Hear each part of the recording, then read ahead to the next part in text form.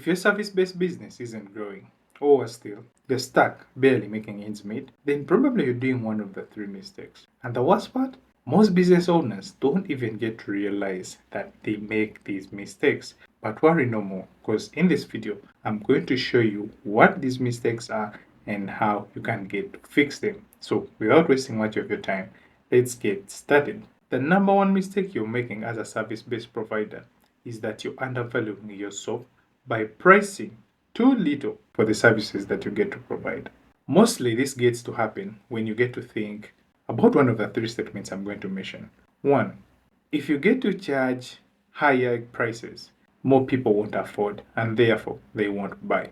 Two, it is the thought that you need to be cheaper than your competition, which will make you overpower it. And the third one is that you get to think that you should start low, and as time goes on, as moments get to pass, you get to increase your prices. But guess what? That's the very bigger mistake that is making your business stand still. Because when you get to charge so little for your service, people are going to start to question your value instead of seeing you as a profession. In other words, people are going to start to judge you based on the prices that you get to give. If you give very little prices, then they're going to associate you with a person of low value. If you give a higher price, then they are going to associate you with a person who gives much value. And now, how do you get to fix this problem? Well, there are three things you can do right now. And the first one is to start setting prices based on the value, not on the fear. Because we've now known that when you charge your prices based on the fear that you have, you're going to charge very little because you're afraid of your competition beating you over. You're afraid of people not affording to buy your goods, and so you get to set the prices so low. And that is the very bad mistake. So start charging your prices based on the value you give. If you're giving very low value, then charge low prices. But if the value you're trying to give to your clients is high, then probably it is best for you to set higher prices. The second fix to the problem is that try to position yourself as a professional. Like, position yourself as a specialist in that field of service you're trying to provide, not as a commodity. Because with every profession, with every specialist, they come with a higher cost, right? It's not just like a commodity that the moment you get to ditch out one, you'll easily acquire another one. A specialist is someone who is hard to acquire, and therefore try to set yourself up as a specialist or a professional rather than a commodity. And lastly, get to develop a clear pricing strategy. What I mean by a price strategy is that get to set prices based on the level of expertise that you get to have. If you don't have any experience, if you don't have any expertise level, then do not charge any price. Make sure you give out all value for free. But if you have some experience, then try to create higher prices, okay? Maybe you have a free sample, and then as you increase on the number of value, or as you increase on the amount of value that you get to give, then you start to charge like moderate or medium range amount of money.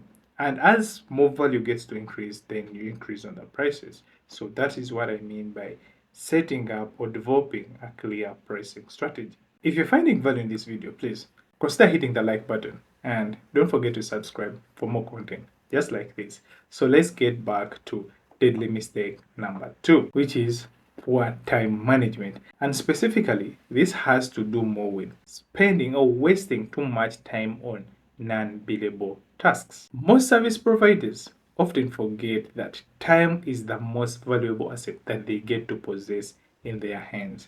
So they end up wasting it. To some, they may not even notice how they are wasting it, but one of the ways I've found service providers to waste that time is by doing a couple of things. And one of them is to take on too many clients, which in the end leads out to burnout because they are just one single entity, one single expert, one single professional that can't meet up the demands of the many clients that they get to have. So that is one way in which they waste their time. The second way is to overcommit. With overcommitment, there always comes missing out deadlines. Yeah? So because you're so much committed to meeting up the demands of one client or two clients, you end up missing out deadlines of the other many clients that you get to have. So watch out for that. And the third way they get to waste time is giving non-administrative tasks a lot of time instead of just focusing on tasks that will bring in money. In other words, they spend so much time on non-administrative work than income-generating tasks. And now that we know how they get to waste time, how do we get to fix this? Well, it's quite easy. The first thing you need to do as a service-based provider is that you have to start using time tracking tools.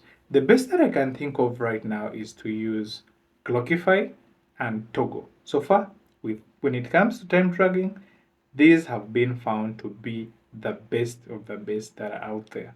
But don't take my word for it. You can either try it out, or maybe you have the best or one that you find to be the best as for you. But start to track your time with the very appropriate specific tools. The second way to fix this problem is to get to set clear boundaries and clear working hours. Learn to set clear boundaries. Learn to say no on how many tasks you get to have. Giving an example, for those of you who spend too much time trying to take on many clients, what you have to get to do is to learn to say no. Learn to set the appropriate number you can work on in a day. If you have guts and you can take on 5 clients, well, that is good for you. If you have guts and you can take on 10 clients, that is good for you. But for those of you who can't take more than 1 or 2 clients, don't make that mistake of going for more than one, because it is going to lead to burnout. So as a way forward, learn to set clear boundaries. If 3 is the top number you can work on that. If you can only work on one person, then settle for that. Don't settle for anything more than that. And that way, you'll be in position to beat this mistake. And the third fix to this poor time management problem is that get to focus on income generating tasks. Any task that doesn't get to bring in money, please delegate it to someone else or don't do it. That way, you're going to save yourself a lot of time, and probably you'll be even focused on earning more. You're going to earn more because now you're so focused on tasks that are going to bring in money, and those that won't bring in money, you won't even bother attending to them. Get to work on those 3, and within no time, you'll be in position to beat this deadly mistake number 2.